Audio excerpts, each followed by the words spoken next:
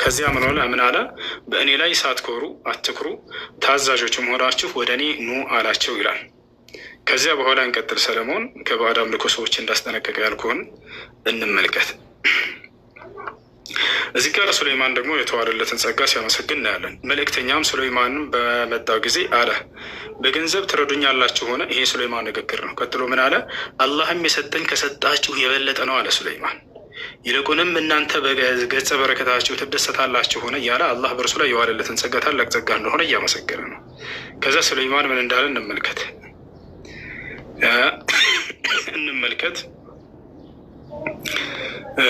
ሰለሞን ምን አለ?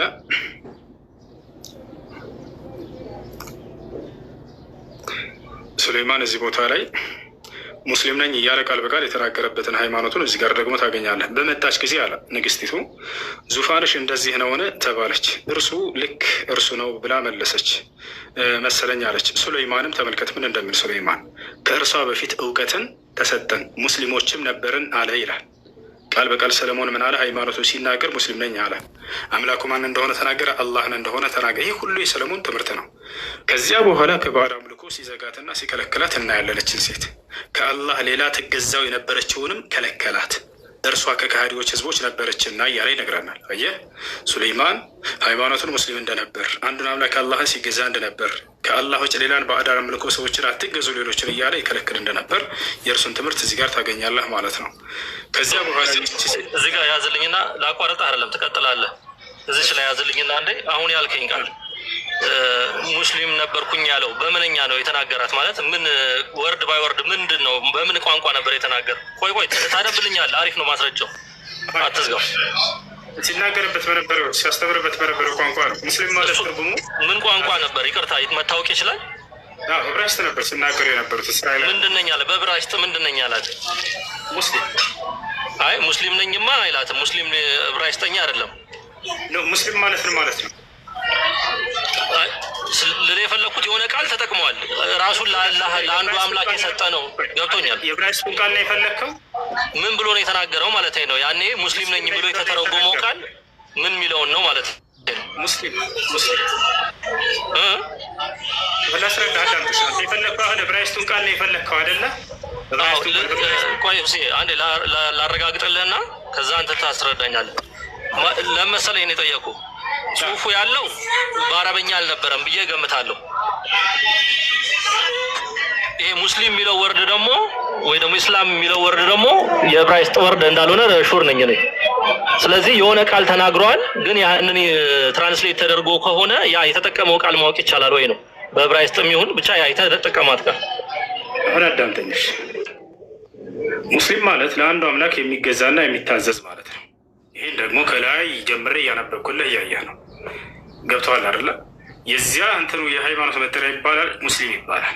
አንተ የፈለግከው የዕብራይስጡን ቃል ሰለሞን ይናገርበት የነበረውን ከሆነ ይሄ እኛ ዕብራይስጥ ተናጋሪዎች አይደለንም። ግን በዚያ የሚናገርበትን ቃል የዕብራይስጡን አላህ ስብሐነሁ ወተዓላ ለመጨረሻው ዘመን ነቢይ የሚናገርበት ቋንቋ አረበኛ ቋንቋ ነው እና ለእርሱ በዚህ ቋንቋ ነገራቸው አላህ ስብሐነሁ ወተዓላ። ስለዚህ ትርጓሜው ወደዚያም ብትሄድ ለአንዱ አምላክ የሚገዛ ማለት ነው። በየትኛውም ዓለም ይሁን ሙስሊም ብሎ ማለት ወደ አማርኛ ስናመጣው ለአንዱ አምላክ ታዛዥ የሆነ ተገዥ የሆነ ማለት ነው። ገብቶሃል አይደል? የዚህን ትርጓሜ ከላይ ታገኛለህ። ሰለሞን ለአንድ አምላክ የሚገዛ ከባዕድ አምልኮ የተጠነቀቀ እንደሆነ፣ ወደ አንድ አምላክ የሚጠራ ከባዕድ አምልኮ ደግሞ የሚያስጠነቅቅ እንደሆነ ይህን ሁሉ ከላይ እያነበብክ አንተ ነው። ነገር ግን ይሄ ሙስሊም የሚለው ቃል በአረበኛ ማነው በዕብራይስጠኛ ወይንም በአማርኛ ወይንም በእንግሊዝኛ ሌላ ትርጓሜዎች ይኖሩታል። ገብቶሃል አይደል? ልክ እንደው በዕብራይስጥ ሲናገርበት በነበረው ቋንቋ ነው አምላክ አላህ ሲያናገር የነበረው ሰለሞንም ሲናገር የነበረው በዛው በዕብራይስጥ ነው። ይሄ አረበኛው ነው። ሙስሊም የሚለው ቃል የአረበኛ ቃል ነው። ገብቶሃል አይደል? ነገር ግን በዚያው በቋንቋ ሆኖ ትርጓሜው ያው ነው እያልኩህ ነው። በዚያው ለአንዱ አምላክ የሚገዛ የሚለውን ቃል ይይዛል። ሙስሊም የሚለውን ቃል ይሄ ነው። እሺ ችግር የለም ማለት ሀሳቡህን ስለተረዳሁት እንትን አልልህም። ብቻ በዛም ሆነ በዚህ በዕብራይስጡ የሚለው ቃል ሙስሊም ነኝ ባይልም ራሱ ግን ያኛው ኢንዲኬት የሚያደርገው ሙስሊም ነኝ የሚል ነገርን ያስይዛል ነው። አይ ቲንክ በጣም ጥሩ። እሺ እዚች አሁን ይሄ ያነበብካቸው እንትኖች ሁሉ የቁርአን አያዎችና ክፍሎች በቀጥታ ከአምላክ ተጽፈው ማለት የመጡ ናቸው ወይስ ምንድን ነው ማለት? አሁን እያነገርከኝ ያለው የሰዎቹን ንግግር ነው። ስለዚህ ዘቡር ማለት የሰዎቹ ንግግር ጥርቅም ነው ማለት ነው ወይስ እንዴት ነው ማለት ነው? ማለት ልክ አሁን ቁርአን ላይ ለምሳሌ አላህ ብቻ ነው ተናጋሪው አይደል? አሁን ግን የዚህኛው ግን አውዱ ይለያል ማለት ማን ነው ተናጋሪው? ካየሁት በብዛት ሁላ ሴቶችም ሰለሞንም ልጆቹም እያለ የሁሉም ሰው ጥርቅም ነው እና ይቅርታና በአንድ የወረደ ነገር ነው ወይንስ እነሱ ሲኖሩት እየጻፉት ነው? እንዴት ነው? ምን ተብሎ ነው የሚታመነው ማለት ነው? እሺ አዳምጠኝ ማለት አሁን አላህ ስብሐነ ወተዓላ ባለፉት ዘመናት የላካቸው ነቢያቶች ያስተማሩትን አስተምህሮ መልሶቻቸው የህዝቦቻቸውን ምላሽ ደግሞ እርሱ እየተረከልን ነው። አሁን ተራኪው ለነቢዩ ሰለላሁ ዐለይሂ ወሰለም ማን ነው ከተባለ ተናጋሪው አላህ ስብሐነ ወተዓላ ነው። በቀደሙት ዘመናት ልክ እንዳንተ ነቢያትን ልኬ ነበር። እነዚያ ነቢያቶች እንዲህ ብለው እንዲያስተምሩ ቃልን ሰጥቻቸው ነበር፣ አስተማሩ። ከዚያ በኋላ ህዝቦቻቸው ደግሞ እንዲህ መለሱላቸው። ከእነርሱ ያመኑትን ደግሞ ቃላቸውን ይጽፍላቸዋል። ያላመኑት ደግሞ እነ ፈርዖንና መሰሎቻቸው ደግሞ እንዲህ ብለው ለነ ሙሴ ለሌሎቹ መለሱላቸው እያለ እየተረከ እየተናገረ ያለው አላህ ስብሐነ ወተዓላ ነው። አሁን ለነቢዩ ሰለላሁ ዐለይሂ ወሰለም የተረከው ያን ያለፉት ዘመናትን እርሱ አምላክ አላህ ስብሐነ ወተዓላ ነው። ነቢያቶቹ ምን እንዳስተማሩ የህዝቦቻቸው አቀባበል እንዴት እንደነበር የሚተርከው ራሱ አምላክ አላህ ስብሐነ ወተዓላ ነው፣ ሌላ ማንም ሰው አይደለም። ለዚህም ገና ቁርአንን ስትከፍት ጊዜ ታገኘዋለህ። ዛሊከል ኪታብ ላ ረይበ ፊህ ይላል። ይህ ቁርአን ከአላህ ለመሆኑ ምንም ጥርጥር የለውም እያለ ይናገራል። በመካከልም እንዲሁ ቃለ ስብሐነ ወተዓላ ኢና ነሕኑ ነዘልና ዐለይከል ቁርአነ ተንዚላ ይላል። እኔ ይህን ቁርአን ወደ አንተ ማውረድን አወረድኩት ይላል። በሌላ ቦታ ላይ በሌላ ሱረቱ ሹዓራ ቁጥር 192 ላይ ወኢነሁ ለተንዚሉ ረቢል ዓለሚን ነዘለ ቢሂ ሩሑል አሚን ዐላ ቀልቢከ ሊተኩነ ሚነል ሙንዚሪን ይላል። ይህ ቁርአን ከእኔ ከዓለማቱ ጌታ የተወረደ ነው። ታማኙ መንፈስ ወይንም መልአኩ ገብርኤል አወረደው በአንተ ልብ ላይ ከነቢያቶች እንድትሆን ዘንድ እያለ ይናገራል። ይህን ይመስላልሽ። ይቅርታና እዚህ ጋር አንድ ነገር ብቻ አስረግጠህ እንድትነግረኝ መጽሐፉ አሁን አላህ ይህንን ሲተርክለት ከመጽሐፉ ላይ እየወሰደ እየተረከለት ነው መሰለኝ ማለት ከዛ በፊት ያስተማሩትን ማለት ነው። ለእነዚያ ያንን መጽሐፍ ራሱ ያወረደላቸው እና ተናገሩ ብሎ የተናገራቸው አምላክ አላህ ሱብሓነሁ ወተዓላ ራሱ በምን መልኩ ነው የወረደው? ማለት በጥቅል መጽሐፍ መልክ ነው የወረደው ወይስ እነሱ ሲያስተምሩት እንደ ሷሃቦች እንደጻፉት ነው ማለት ነው? የትኛው አይነት ነው? በቃል ደረጃ የአንድ ነቢይ አብርሃም ለምን እንዳስተማረ ህዝቦቹ ምን እንደመለሱለት ከመጽሐፍ ተጽፎ ሳይሆን ከሰማይ የወረደው አላህ በቃል ደረጃ ለመልአኩ ገብርኤል ተናገረው። መልአኩ ገብርኤል ደግሞ ለነቢዩ ሰለላሁ ዐለይሂ ወሰለም አደረሰ። እንጅልም በዛው መልክ ነው። እንጅልም በዚያው መልክ ነው ለዒሳ ዓለይሂ ሰላም። ግን እንጅል የሚባለው የሚለየው በምን መሰለህ? ባወራረዱ እንጅል ሲወረድ ጊዜ በአንድ ጥቅል ነው የወረደው ለዒሳ ዓለይሂ ሰላም፣ በአንድ በጥቅል ነው የወረደለት። ነገር ግን ቁርአንን ስንመጣ ጊዜ ነቢዩ ሰለላሁ ዐለይሂ ወሰለም ነቢይ ከተደረጉበት ከ40 ዓመታቸው ጀምሮ እስከ ነቢይነት አገልግሎታቸው መጨረሻ ጊዜ እስከ 63 ዓመታቸው ድረስ ለ23 ዓመት የወረደው እየተቆራረጠ አንዴ ሚውት አድርገልኩኝ። እሺ አየህ፣ እንጂል እና ቁርአን የሚለየው እንጂል የተወረደው በአንድ ጥቅል ነው፣ በአንድ ጊዜ ነው የወረደለት ለዒሳ። ነገር ግን ቁርአን እንዴት ነው ከተባለ ቁርአን በአንድ ጥቅል ሳይሆን በየጊዜያቱ ነቢይነት ዘመናቸው እስኪያልቅበት ጊዜ ድረስ ያለ ባለ ጊዜ ነው የወረደው። አይ እሺ፣ እዚህ ጋር ብቻ የመጨረሻ ጥያቄና ለሌሎች እድል እንድሰጥ። አሁን ኢንጂል ላይ ለኢሳ ሲሰጠው ማለት ነው ያ መጽሐፍ ለሱ ሲሰጠው የዛ መጽሐፍ ተከታዮች ያው የእሱ ተማሪዎች ናቸው አይደለ? በሌላ አነጋገር ሙስሊሞች ናቸው እንደማለት ነው። አሁን እነዛ ሰዎች ያን መጽሐፍ ከኢሳ መነጠቅ በኋላ ወይ ደግሞ አላህ ኢሳን ካነሳው በኋላ ነው በእናንተ እምነት መጽሐፉ የት ገባም እንዴት ነው የሆነው ማለት ነው? በዛ ጊዜ እነሱ ሰጥቷቸው ሄደ ነው። ጥሩ ጥያቄ። ዒሳ ከአላህ እንደተቀበለው ለሐዋርያቶቹ አስተላልፎ ሰጥቷቸዋል። ለሐዋርያቶቹ አስተላልፎ ሰጥቷቸዋል። ሐዋርያቶቹ ያንን በርዘውታል ወይ? ለሐዋርያቶች የአምላክን ቃል አልበረዙም፣ ጠብቀዋል። ገብቷቸዋል አይደል? የአምላክን ቃል አልበረዙም፣ ጠብቀዋል። ነገር ግን ከዚያ በኋላ የተነሱ ሊቃውንቶቻቸው ናቸው አባቶች ያንን ነገር ከጊዜ በኋላ የበረዙባቸው። ይህን አላህ በቁርአን ላይ ይናገራል። ያ አህለል ኪታቢ ወኢዝ አኸዘ አላሁ ሚሳቀ አለዚነ ኡቱል ኪታበ ለቱበይኑነሁ ሊናሲ ወላ ተክቱሙነሁ ፈነበዙሁ ወራአ ዙሁሪሂም ይላል። እንዳትበርዙ ቃሉን ለትውልድ ጠብቁላቸው ብዬ ቃል ኪዳን ይዤባቸው ነበር የመጽሐፉን ሰዎች እያለ ይገልጻቸዋል። ነገር ግን ቃሌን ከበስተጀርባቸው ወረወሩት እያለ ይናገራል። ሐዋርያቶችን እስከተባለ እነርሱ የአምላክን ቃል የአምላክን ትእዛዝ ጠብቀው ይሄዱ ናቸው። ቃል በቃል ሙስሊሞች ነን ብለው እንደተናገሩም ሁላ አላህ ስብሐነሁ ወተዓላ በቁርአን ላይ አስፍሮታል፣ መስክሮላቸዋል። ከአንተ በኋላ የአምላክን ቃል እንጠብቃለን ብለው እነርሱም ቃል ገብተዋል። ስለዚህ ሐዋርያቶች በፍጹም ያጠፉት ነገር ምንም የላቸውም። ሐዋርያቶች በጣም የተከበሩ ናቸው። የአምላክን ቃል ከመሲሁ በኋላ የአምላክን ሕግና ስርዓት ከመሲሁ በኋላ ሊያስተምሩ ቃል የገቡ ናቸው። ከዚያ በኋላ የሆኑ ሰዎች ተነስተው ግን በራሳቸው የአምላክ ቃል ነው ብለው ተመርጠናል ብለው ጻፉ። ከዚያም በኋላ ይሄ ከአምላክ ነው ብለው ጻፉ። ያንንም ሰዎች ተቀበሏቸው። ከእነዚያ መካከል ማን ነው ከተባለ ጳውሎስ ነው ይሄን ነገር ያደረገው። ጳውሎስ ምን አለ? እኔ ተመርጫለሁ በቃ አለ። ከዛም ይሄ መጽሐፍን ጻፈ፣ ይሄ ከአምላክ ነው ብሎ ተናገረ። አላህ ስብሐነሁ ወተዓላ በቁርአን ላይ ሲናገር فويل للذين يكتبون الكتاب بأيديهم ثم يقولون هذا من عند الله ليشتروا به ثمنا قليلا ወየውላቸው ለእነዚያ ሰዎች አላህ ለእነዚያ መጽሐፍን በራሳቸው እጅ ውስጥ ጽፈው ከዚያም ይህ ከአምላክ ዘንድ የመጣ ነው ብለው ለተናገሩ ሰዎች ወየውላቸው፣ ለእነርሱም ለጻፈችው እጅ ወየውላት እያለ ይናገራል።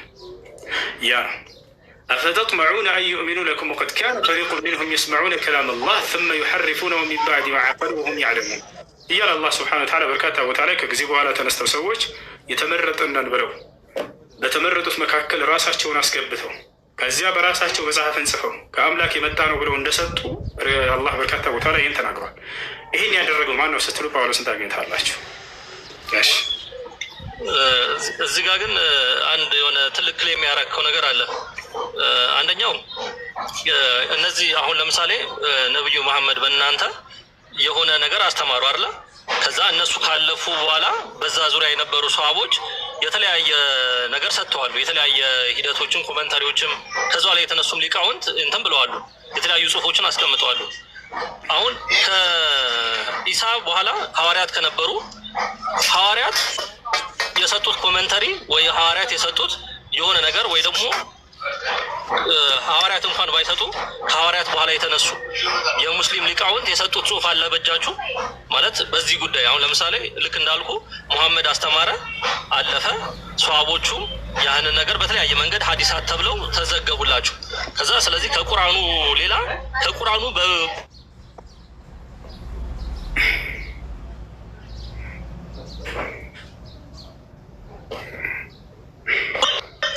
ልክ እንደዚሁ ኢሳ አስተምሮ ቁርአንን ከሄደ በኋላ ስለ ኢሳ ታሪክ በእርግጠኝነት ስለ ሙሐመድ እንደተጻፈው ለምሳሌ የአይሁድን ታሪክ ስታነብ ስለ ሙሴ ብዙ ታሪኮች አላቸው፣ ብዙ የተጻፉ ነገሮች አላቸው። በእናንተ ማንን ነው ያንን አድሬስ ያደረገው? ማን የጻፈላችሁ? ወይ ደግሞ ምንስ አላችሁ ማለት ነው? ዶክመንት ምን አላችሁ? ቁርአንን ለምሳሌ ጳውሎስ ነው ብለህ ክሌም አድርገሃል። ጳውሎስ መሆኑን ማን ነው ክሌም ያደረገልህ ማለት ነው? አሁን አንተ ዛሬ ሳይሆን በእስልምና በዛ ሂደት ውስጥ ማን ነው ክሌም ያደረገልህ? እሺ አላህ ስብሐነሁ ወተዓላ ራሱ ይናገራል። አላህ ስብሐነሁ ወተዓላ ራሱ ይሄን ባህሪያቸውን ይነግረናል። ከጊዜ በኋላ ተነስተው ሰዎች ራሳቸውን ከራሳቸው በራሳቸው እጅ ተነስተው ጽፈው ከዚያም በኋላ ይሄ ከአምላክ ዘንድ የመጣ ነው ብሎ የተናገሩ ሰዎች አሉ እያለ ተናግሯል። ከዛሊክ ልክ እንዲሁ ከሊቃውንቶች መካከል ሸይኹል ኢስላም ኢብኑ ተይሚያ ረሒመሁላህ ተዓላ ጳውሎስ አንደኛው እንደሆነ ይሄን ነገር ያደረገው ከሊቃውንቶች የተናገሩ ሰዎች እርሱን ገልጸውታል። ነቢያችን ማስረጃ ያለው እሱ አሁን ያልከው ይቅርታ እንዳላቋርጠና አሁን ያልከው ጳውሎስ ነው ያልከውን መቼ ዘመን እንደሆነም አብረ ጊዜውንም ክፍለ ዘመኑን እንትን ብለህ አንድ አዳምጥሽ። ነቢያችን ሰለላሁ ዐለይሂ ወሰለም ጭራሽ ጳውሎስ ስለሚባለው ጳውሎስ አንዱ የገሃነም በር እንደሆነ የገሃነም ክፍል እንደሆነ ሁሉ ተናግረዋል ሐዲስ ላይ። ይህንን ላሳየ ይችላሉ ራሳቸው إن في جهنم إن المتكبرين يحشرون يوم القيامة كأمثال الذرة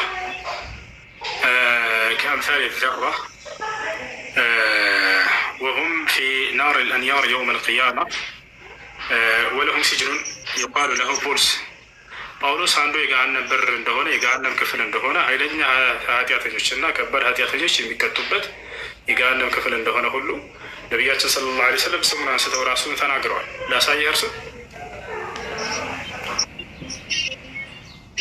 ላሳየህ አሁን ነገረኛ። እሺ እኔ አነበዋለሁ። ቁርአን ላይ ነው አይደል? ነቢያችን ሰለላሁ ዐለይሂ ወሰለም ራሳቸው ቃል በቃል ጳውሎስ ብለው አንድ ቤት አድርጉ። ማስረጃ ብታሳይ እናሳያቸዋለሁ። አንድ ቤት አድርጉ ከይቅርታ ጋር አንድ ባካቸውን ነቢዩ ሰለላሁ ዐለይሂ ወሰለም ስለ ጳውሎስ የገሃነም በር ክፍል ነው። ኑ ላሳያችሁ። ያውና ወደ አማርኛ ቀይርላችኋለሁ። ጳውሎስን ለሚፈልጉ ሰዎች ያውና ነቢ ሰለላሁ ዐለይሂ ወሰለም ሲናገሩ ምን አሉ? ዩሕሸሩ ልሙተከብሩነ የውመ ልቅያመቲ አምሳለ ዘራ ፊ ሱዕ። አንድ የምታደርጉት ከይቅርታ ጋር ወደ አማርኛ ልቀይረው ነው። ኩራተኞችና አመፀኞች የትንሣኤ ቀን ልክ እንደ ብናኛ ቦራ የሚያክሉ ሰዎች ሆነው ይቀሰቀሳሉ። ሚጥጥዬ ሆነው ማለት ነው። የግሻሁም ዝሉ ሚን ኩሊ መካን፣ ከየሁሉም ስፍራ ውርደት ያከናንባቸዋል። ዩሳቁነ ይነዳሉ፣ ኢላ ሲጅኒን ፊ ጀሃነም ገሃነም ውስጥ ወደሚገኝ እስር ቤትም ይነዳሉ። ኩራተኞችና አመፀኞች ከሃዲያኖች። ያ የገሃነም እስር ቤት ምን ይባላል? ዩቃሉ ለሁ ጳውሎስ ተብሎ ይጠራል። ያውና የቱ ጋር ከተባለ ትርሚዚ 2492 ወደ አማርኛ ልቀይርላችሁ። ወደ አማርኛ እንቀይረው። ያው እብሪተኞች በትንሣኤ ቀን እንደ ጉንዳኖች በሰው መልክ ይሰበሰባሉ። ከየአቅጣጫውም ውርደት ተሸፋፍኖ የሸፋፍነባቸዋል። እና አንዴ ቦልስ ይላል እዚህ ቦታ ላይ። እስኪ ቦልስ ያውና እዚህ ጋር ተባላ። አንዴ ጳውሎስ ወደሚባል ሲኦል እስር ቤትም ይወሰዳሉ። ያው ይታያል። ትዕቢተኞች በትንሣኤ ቀን እንደ ጉንዳኖች በሰው መልክ ይሰበሰባሉ። ከየአቅጣጫው ውርደት ይሸፍናቸዋል። ጳውሎስ ወደሚባል የሲኦል እስር ቤትም ይወሰዳሉ። እዚያ የእሳት ያዋርዳቸዋል። ያ ነው የሲኦል ሰዎችንም ምግድና እሱን ይጠጣሉ፣ እንዲጠጡ ይደረጋሉ እያለ ይናገራሉ። ስለዚህ ይህን ታገኝታላችሁ። ጳውሎስ ነቢያችን ሰለላሁ ዐለይሂ ወሰለም ሲያነሱት ኃይለኛ ቤተኞች አልገባኝም። እሱ አሁን ያሳየኸኝ ምንድን ነው ማለት ነው? ይቅርታና ሐዲስ ላይ እኮ ምንድን ነው ያሳየኸኝ ማለት ነው? የእስር ቤቱ ስም በእሱ ስም ሰይሞት ነው አላህ ነው ወይስ ምን ለማለት ነው? አልገባኝም። ጳውሎስ የሚባለው የእስር ቤት ክፍል መጠሪያ ነው። የጀሃነም ሰዎች፣ የካዲያኖች፣ የትዕቢተኞች የእስር ቤት ክፍል አለ። እሱ ጳውሎስ ተብሎ ይጠራል። አንዴ እኮ እኔ እኮ ያልኩህ ግለሰቡን ነው የምልህ። ግለሰቡን ክሌም ያረከው ግለሰቡን ስለሆነ ጳውሎስ እኮ የእሱ ስም ብቻ አይደለም ማለት አይሁድ ላይ ያለ እኮ አንድ ጎልማሳ ስም እኮ ነው። እንዴት ነው ማለት ነው? እንዴት አገናኝተው ልረዳው ማለት ነው? እኔ አገናኝቸው አይደለም፣ ቃል በቃል ነው ያሳየው። እሱን ቃል በቃል ነው ያሳየው። ጳውሎስ ምን እንደሆነ ነቢያችን ሰለላሁ ዐለይሂ ወሰለም ሲናገሩ አንዱ የእስር ቤት ክፍልና መጠሪያ እንደሚሆን ነቢያችን ሰለላሁ ዐለይሂ ወሰለም ቃል በቃል ተናግረዋል ማለት ነው። ይህን ይመስላል። ሶስት አራት ሆናችሁ ነው ሚዩት አድርጉ። አንድ ይቅርታ ሚዩት ታደርገዋላችሁ። አንዴ ይቅርታ ጨርሻለሁ። አንዴ እንትንስ እሺ አሁን ያልከኝ እውነት ለመናገር እንትን የእስካሁኑ ጥሩ ነበር። የአሁኑ ግን ብዙም ሴንስ አልሰጠኝም ማለት ግን ግድ የለም ችግር የለም ለመጠየቅ ስለሆነ እንትን አለን። ስለዚህ ዶክመንት ሳለ የኢሳ ሐዋርያቶች ነበሩ ወይ ደግሞ ከኢሳ በኋላ የተነሱ ከኢሳ የተማሩ ወይ የሆነ ነገር በእናንተ ውስጥ ዶክመንት አለ? ምን ዶክመንት አላችሁ ማለት ነው? አላህ ሱብሓነሁ ወተዓላ ነብዩ መሐመድን ብጠይቀ ሳሂ ዳሂፍ ሐሰን እያልክ ብዙ ሀዲሶችን ብዙ ነገር ታመጣለህ። በዛኛው ሳይድ የእናንተ ከነበረ መጽሐፉና መጽሐፉ በእናንተ ዘንድ ኖሮ የእናንተ ከነበረ ምን አይነት ሂደቶች አሏችሁ ማለት ነው? ስለማን ስለ ሐዋርያቶች ነው? በዛ ጉዳይ ለምሳሌ ከሐዋርያቶቹ መካከል ማን እንደሆኑ ብጠይቅህ በምን መልኩ ነው የምትሰጠኝ? ስማቸውን ማን ነበር? ለምሳሌ ክርስቶስ ስማቸው እኔ ግን የሚጎዳ ነገር የለም። ስማቸው ሳይሆን ትኩረቱ ምን አስተማሩ፣ ምን አመኑ የሚለው ላይ ነው። እሱን ደግሞ አላህ ሱብሓነሁ ወተዓላ ራሱ በደንብ አድርጎ ነግሮናል። አላህ በቁርአን ላይ ስማቸውን ያልጠቀሳቸው በርካታ ነቢያቶች አሉ። ግን ከስማቸው ሳይሆን ዋናው ከሰሩት ገድልና ካስተማሩት አስተምህሮ ነው ትኩረት የምናደርገው። ቁርአን የሰው ዝርዝርን ስም ሊይዝ የመጣ የቂሬ የመዝገብ መጽሐፍ አይደለም እያንዳንዱ ስም የሚጠቅሰው። ነገር ግን እነዚያ የመሲሁ ሐዋርያቶች ብሎ በጥቅሉ ይጠቅሳቸውና አላህን ሲያምኑ እንደነበር ሃይማኖታቸው ኢስላም እንደነበር ገብታችኋል። መሲሁን እንደ መልእክተኛና እንደ ነቢይ እንደተቀበሉ የተላከላቸው መጽሐፍ በጊዜው እንደነበረ ወንጌል፣ አንድ እንጂል ያንን ያምኑ ነበር። ይሄን ቃል በቃል እምነታቸውን ተጠቅሷል ወይ? አዎ ተጠቅሷል። አውጥቼ ላሳየህ እችላለሁ። ጥያቄ አድሬስ አላረኩትም መሰለኝ ወይ ያላገኘውም ይሆናል። ለምሳሌ ሙሐመድን አንስተን ነብዩ ሙሐመድን አንስተን የእሳቸው ሰዋቦቹ ማን ነው ስንል እንትና ብለህ ትዘረዝራቸዋለህ አይደለ? ቁርአን ላይ አይደለም የተዘረዘረው ይሄ አይደለ? ቆይ አንዴ ሁሴ አንዴ አዳምጠኝ። ቁርአን ላይ ነው እንደ እነሱ የተዘረዘሩት ስማቸው አይደለም አይደለ? ማን ሰዋቦች ናቸው? አይደለም አይደል? ዜማ የነብዩ ሰለላሁ ዐለይሂ ወሰለም ሰሃቦች ስማቸው የተጠቀሰበት ምክንያት ሐዲሱን ከእርሳቸው ስላስተላለፉልን ነው። ከመሲሁ ሐዋርያቶች ግን ያለውን የሚያስተላልፍልን አላህ ራሱ ነው። አንድ አዳምጥ እንጂ አላህ ራሱ ነው የሚያስተላልፉት እንጂ የሆኑ ግለሰቦች ከሐዋርያት በኋላ ተነስተው አከል የሚባል ሐዋርያ ከወል የሚባል ሐዋርያ እያሉ ቁርአን ላይ እየተናገሩ አይደለም። ራሱ አምላክ ነው ተናጋሪ። ገብቶሃል አይደለ? እዚያ ነው ስማቸው ያልተጠቀሰው። አላህ ስብሐነሁ ወተዓላ ራሱ ነው የሚጠቅሰው። የኔ ጥያቄ አልገባም። ይሄ ሀሳብ ተረድቼዋለሁ ሁሴ፣ አትድከም። እዚህ ላይ ቁርአን ላይ አይዘረዘርም። ልክ ነው፣ ገብቶኛል። ግን አሁን እነዚህን ያገኘሃቸው ሶሃቦቹ ማን ናቸው ስለ ለምሳሌ ከሌ የምትለኝ ከቁርአን ጠቅሰ ሳይሆን ከሀዲሳት ከምናምን ነው አይደለ? እና በዛ ጊዜ የነበረ ናሬሽኑን ቼኑን ተከትለህ ታገኘዋለህ። ይሄ ታሪካቸው አለ። በዚያ ነው ምናራቸው። አይሽ በጣም ጥሩ እኮ። እኔ ደግሞ ልክ አደሴን እንደዚሁ ደግሞ ሙሐመድ የአላህ መልእክተኛ እንደነበረው ኢሳ የአላህ መልእክተኛ የነበረ ከሆነ ልክ እንደዚሁ የህይወት ታሪካቸው ወየውን ያስተማሩት ትምህርት ለምሳሌ ጴጥሮስ ብለን እናምናለን። ጴጥሮስ ምን አስተማረ ብትለኝ የሆነ ነገር ላመጣ እችላለሁ። አንተ ሐዋርያቶቹ ምንድን ነው ያስተማሩት? ተቀብለው ዝም አላሉም መቼም፣ የሆነ ነገር አስተምረዋሉ። ያንን አይደለ? ያንን አስተምሮና አንዳንድ ነገር የያዘውን ነገር ኢቭን ስማቸውን እንኳን ያልኩ ቀላሉን ነገር ነው። ምን እንዳስተማሩ ለማግኘት ቢያስቸግረን እንኳን ቢያንስ ስማቸውን ማግኘት እንችላለን በሚል ነው የጠየቁ የነበረው። አስቸግር ማብሽር ምን እንዳስተማሩ ላሳይህ። ላውጣለህ ምን እንዳስተማሩ ላውጣለህ ምን እንዳስተማሩ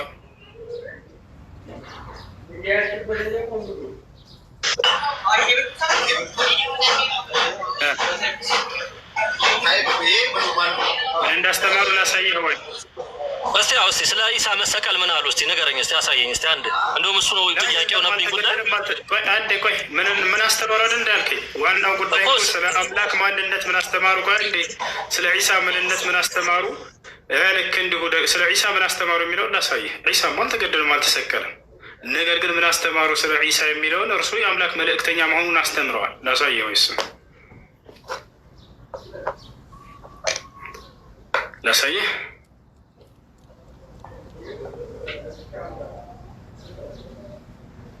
ላሳይህ ወይ? ሐዋርያቶች ምን ሲያምኑ እየጠበኩ ነው ማለት እንትን እንዳይሆን። አሁን ምንድነው መሰለህ እያደረክ ያለው አንድ የሆነች ኮቴሽን አውጥተህ ያቺ ኮቴሽን በቃ እነሱ ለምሳሌ 5 ዓመት አስተምሮ ሊሆን ይችላል። ዋና የመሰረታዊ ትምህርት ሊኖረው ይችላል። አሁን ኮት አድርገህ የምታወጣልኝ ለምሳሌ በኢሳና በተወረደው አመንን ሊሉ ይችላሉ። ይሄ ኤክስፔክት የሚደረግ ነገር ነው። ግን ለምሳሌ የእስልምናን አስተምሮ ስታየው የሆነ ዲቴል ታገኛለህ። አይደለም መሰረታዊ ቢያንስ የሆኑ ትምህርቶች አሉ። መሰረታዊ ትምህርት ብሎ ማለት ስለ አምላክ ማንነት ምን አስተማሩ፣ ስለ መሲሁ ምንነት ምን አስተማሩ፣ ስለ ሃይማኖታቸው ስለ መንገዳቸው ምን አስተማሩ፣ ስለ ተቀበሉት መጽሐፍ ምን አስተማሩ የሚለው ላሳይህ ነው። መሰረታዊ ትምህርቶች ናቸውን እነዚህ። እኔ ደግሞ ሴንተር አድርገህ እንድትነግረኝ የምፈልገው ካለ ነው፣ ከሌላ አላስገድድም። ካለ የምፈልገው ምንድን ነው? ለምሳሌ በዛ ጊዜ የነበሩ አይሁዶች ምን ብለዋሉ? ሰቀል እንኳ አንዴ አዳምጠኝ፣ አንዴ አዳምጣለሁ። ሚውት አድርጌ ይቅርታ። የዛ ጊዜ የነበሩ አይሁዶቹ ምን አሉ? መሲሁን ሰቅለነዋል አሉ። በዚህ ምክንያት አላህ ረገማቸው፣ ማለት ብቻ እንዳልሰቀሉ ተናገረ። አሁን እነዚህ ሰዎች ለዚህ ነገር ምስክር ናቸው። ለምን አላህ እንዳነሳው ምስክር መሆን ይችላሉ። ደረስካል ልናገር? አዎ። ስለዚህ እስቲ በዚህ ጉዳይ ላይ ምንድን ነው ያሉት እነሱ? የለም ይሄ አልተገደለም አልተሰቀለም በሌለ ነገር ላይ ምን አሉ ተብሎ አይጠየቅም። ጥያቄ እኮ አልተገደለም ብለው አስተማሩ እነሱ። አንስቶታል አላህ ብለው እነሱ በአላህ ስብሐነሁ ወተዓላ አማኞች ናቸውና አላህ ደግሞ የእነርሱን እምነት አላህ ስብሐነሁ ወተዓላ የሁላቸውንም እምነት ጥቅልል አድርጎ ገለጸው። አልተገደለም አልተሰቀለም ብሎ ተናገረ። አይ አንተ እነሱ ሲገደል ሲሰቀል አይተዋል የዓይን ምስክሮች ናቸው የምትል ከሆነ ወደ መጽሐፍህ እየወሰድከኝ ከሆነ መጽሐፍህ ላይ አሁን ልወያይህ ነው ማለት ነው። ክርስቶስ ሲነሳ ያየው አንድ የሐዋርያ ምስክር የለም፣ ግን ተነስቷል ብለው ጽፈዋል። ለዚህ ማስረጃ አለ አንተ? እኔ ጥያቄን አላገኘኝም። ወደ መጽሐፍ ቅዱሱ ስለመጣን ጉዳዩን እንደጨረስከው እኮ አንተ ራስህ እኮ ነህ። ለዚያ ነገር ለምሳሌ ሲገደል ሲሰቀል አይተዋል። የዓይን ምስክር ናቸዋል። አይደሉም እያልኩህ ነው። እኔ እያልኩ ያለሁት እንደዛ አይደለም ሁሴ፣ ይቅርታ። እኔ እያልኩ ያለሁት ላለመሰቀሉ እና አላህ እንደወሰደው ወይ ደግሞ የሆነ ኮንፈርሜሽን አላቸው። ጠፍቶብናል ብለው አያምኑም። በመካከላቸው የሆነ ነገር አለ እነሱ የሚያውቁት። ያን እምነታቸው እነሱ ሳይሆን የሚገልጹልን አምላክ አላህ ገለጠልን እያልኩ ነው። ከእነሱ በላይ ስለዚህ እነሱ የተናገሩት ነገር የለም ምስክር ማለት ነው። ቆይቻ አዳም ተረጋጋ። አላህ ስብሐነ ወተዓላ የገለጸውን አልፈልግም የምትል ከሆነ አላውቅም። ገብቶሃል አይደል? ግን አላህ ስብሐነ ወተዓላ ለሐዋርያቶች ለመሲሁ የገለጠውን ለሐዋርያቶችም ለመሲሁ ለሐዋርያቶች እንዲገልጥ የታዘዘው ነገር ነው። ያን ነገር አብለው የሚቀበሉ ናቸው። መሲሁን ደግሞ አሳያለሁ እንደማይገደል እንደማይሰቀል እንደሚያነሳው በክብር ይሄን ነገር አላህ ለመሲሁ ነገረው። መሲሁን ደግሞ ለሐዋርያቶች እንዲያደርስ ያዘዋል። ሐዋርያቶች ያንን ነገር አምነው የተቀበሉ ናቸው እያልኩ ነው። እንደማይገደል እንደማይሰቀል ያንን ያምናሉ። ላሳይህ ወይ አላህ ስብሐነሁ ወተዓላ ለመሲሁ ምን አለው?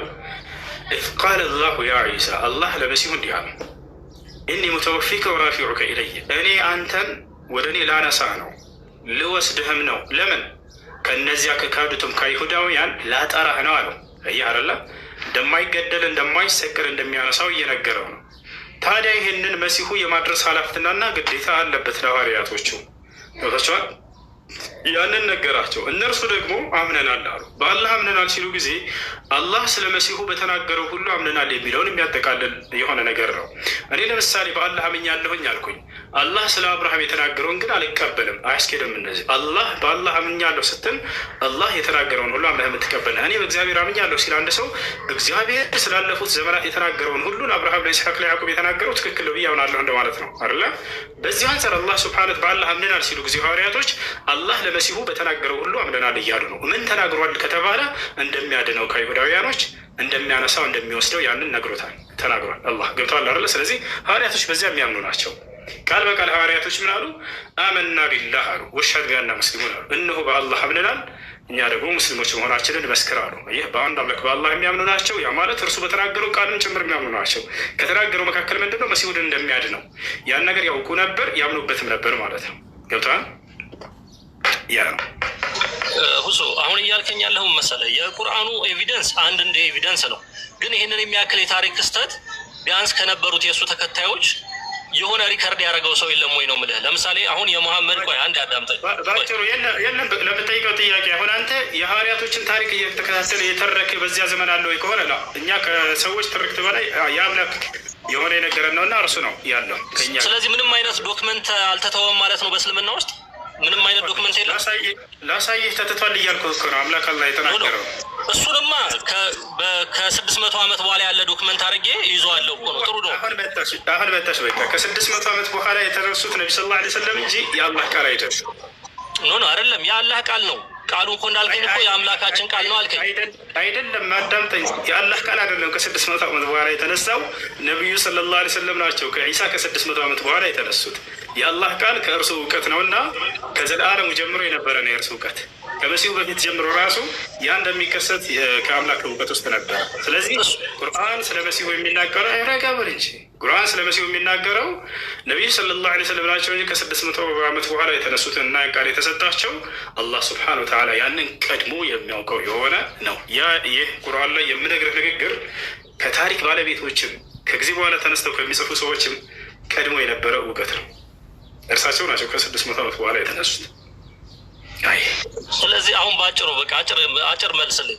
ስለዚህ ምንም አይነት ከቁርአኑ ውጪ ምንም አይነት ዶክመንት የለም በእስልምና ውስጥ። ለምሳሌ እኮ አሁን ከቁርአኑ ውጪ እኔ ብዙ ሀዲሶች ብዙ ጽሁፎች አሉ የሙሐመድን ተከተለው የተጻፉና ሙሐመድን ተከተለው የሄዱ ነገሮች። እኔ ምን ኤክስፔክት አደርጋለሁ? ልክ በዚሁ መሰረት ወይ ደግሞ በዚህ የእሳቸው የህይወት ዘገባ እንደተዘገበው ከቁርአን ጋር እንኳን ባይገናኝ የተዘገቡ ዘገባዎች የአሟሟታቸው ሊሆን ይችላል። ለምሳሌ የትዳር ሁኔታቸው ብቻ የሆነ የእሳቸው ባዮግራፊ እና የሆኑ ነገሮች ጽፈዋሉ የእሳቸው ሰዎች የነበሩ። ይሄን የሚያክል ጢሳን የሚያክል ትልቅ ኢቨንት ደግሞ ተነስቶ ምንም አይነት ስቶሪካልም የሆነ በእስልምናችን ውስጥ የለም ካልከኝ ግን ገብቷል። የሆነ ጉዳይ አልሰጡትም፣ ኬር አልሰጡትም ነበር ማለት ነው። አልልህም በደንብ አለ እያልኩ ነው። ለአምሳኛ ጊዜ ልድገምልህ። አንተ አልፈልግም አልክ እንጂ። አዎ ከሁሉም በላይ ዒሳን የፈጠረውና የላከው የሆነ የአምላካችን ንግግር አለ እያልኩ ነው። አይ በእስልምና የለም ካልከኝ ምናምን አልክ። በደንብ አለ እያልኩ እኮ ነው። ላሳይህ እያልኩ ነው። አይ አልፈልግም የአምላክን ቃል እኔ ማንም ታሪክ ተራኪ መጥቶ የጻፈውን ጽሁፍ ነው የምፈልገው አልክ። አየህ አይደል አንተ ራስህ ነው ያንልህ አልፈልግም እያልክ ያለኸው እንጂ በደንብ አለ እያልኩ ነው። ላሳይህ ወይ እንደማይገደል እንደማይሰቀል እንደሚያምኑ ላሳይህ ወይ ሐዋርያቶች አምላክ ከተናገረው ቃል አይ አልፈልግም ሰዎች ከጻፉት ጽሁፍ ነው የምፈልገው አልክ። አልፈልገውም ያንን የሰዎች ጽሁፍ ነው ሲጀመር ማናቸውና ነው እነርሱ ከመሲሁ በኋላ ተነስተው ስለ መሲሁ ስለነበረው ሊናገሩ የሚችሉት። አምላክ ግን መሲሁን የሚያስነሳው ከመሲሁ በፊት የነበረውን ህዝብ ሁሉ የሚያውቅ የሆነ ራሱ ተረከው እያልኩ ነው። እሱን ላሳይህ ወይ አልፈልግም አልክ አንተ በራስህ ጊዜ። ስለዚህ በእስልምና የለም ወይ ስትል ጊዜ የእስልምና ምንጩና መሰረቱ ሲጀመር ምንድን ነው? ቁርአን ነው እንጂ ማንም የማንም ተራ ሰው መቶ የሚጽፈው ታሪክ አይደለም። የእምነታችን መሰረትና ማስረጃ ይህን ያሳል። የተራ ሰው ወይ ደግሞ የሆነ መንገደኛ እኮ አላልኩም። ለምሳሌ ስለ ሙሐመድ የጻፉ ሰዎች ሰሃቦች የተከበሩ ሰዎች እንደሆኑ አንብቤያለሁ። ለመጨረሻ ጊዜ ልመልስልህ እያነዛዘርክ ያለው እኔም በቃ ለመጨረሻ ጊዜ ሀሳቤ ለጠቅልልና ምናልባት ካላገኘኝ ይቅርታ ጠይቄ እንትን እላለሁ። የኔን ሀሳብ ያገኘው አልመሰለኝም። በምኑ ላይ ነው የምጠቀልለው? ጥያቄን ማለት ነው ጠቅልዬ ላስቀምጥልህና እኔ ቁርአንን አልኩ እኮ እንደ አንድ ጥያቄ የተቀለለ መልሱን ሰጠህ። ልስጥህ ወይ ከቁርአን አልኩ። አይ ከቁርአን አልፈልግም አልክ። ከምን ልስጥህሽ? ቁርአን እኮ ቁርአን የተጻፈው መቼ ነው? ቁርአን የተጻፈበትን ጊዜ ሳይሆን ከማን የመጣው የሚለው ይቀደማል። ከማን የመጣው ቁርአን ገባኝ ማለት ለሙሐመድ ከመውረዱ በፊት ማለት ነው። በአንድ አዳምጥ ጊዜ ነው አንተ እያየህ ያለው። ቁርአን ከማን የመጣው? በነቢዩ ሙሐመድ ነው በልና የዛኔ በቃ እኔም ስህተት ነው መልሱ ልበልህ ችግር የለም። ቁርአን የመጣው ከነቢ ስ እኔ እንደዛ አትልም አይደለ?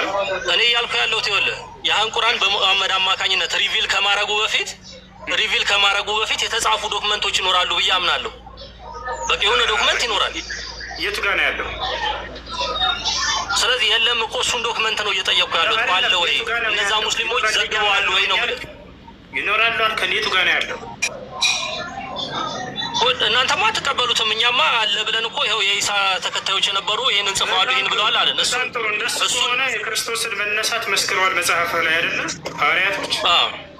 በጣም የአይን ምስክር ናቸው። ለዚያም ለጻፉት ሁሉ አይደለም መቃብሩ ላይ ሄደው ባዶ መሆኑን አይተው የለም አሉ። በጣም ጥሩ። ኢየሱስ ክርስቶስ መነሳቱን የአይን ምስክሮች ከሆነ የጻፉልህ ክርስቶስ ሲነሳ ያየ አንድ ሐዋርያ ስተኝ ያው ከተነሳ በኋላ አይተውታል እኮ አናግረውታል እኮ። ጥያቄው ሲነሳ ጊዜ ትንሣኤ ሲያደርግ ጊዜ ያየው የሐዋርያ ምስክር የጠየቁት ከተነሳ በኋላ ያለው የበለጠ አይሆንም። እንደውም ማስረጃው እንደው ሊድ ካለ እኮ ሲነሳ ጊዜ ትንሣኤ ሲያደርግ ጊዜ ያየው አንድ የሐዋርያ ምስክር ስጠኝ ነው ያልኩት። የለም በለኝና የተነሳው እኮ ደግሞ እናወራለን ችግር የለም እኮ ገባኝ። መቃብር ውስጥ እኮ አይደለም ቁጭ ብለው አብረው የሚጠብቁት። መቃብር ውስጥ አሁን እየጠየቀኝ ያለው እኮ መቃብር ውስጥ ቁጭ ብለው አላልኩም። ከመቃብሩ አጠገብ ቁጭ ብለው ሊሆን ይችላል ውስጥ አላልኩም። ችግር የለም አብሽር። ኢየሱስ ክርስቶስ ትንሣኤ ሲያደርግ ጊዜ ያየው አንድ የሐዋርያ ምስክር ስጠኝ። ሲነሳ ማለት ነው። ሲነሳ የለም ከተነሳ በኋላ ያለውን ነው። ቀብረውታል፣ በመቃብሩ የለም። የቀበሩት አካል ደግሞ ተነስቶ አግኝተውታል። አንድ እስኪ ዘተዋህዶ የቄስ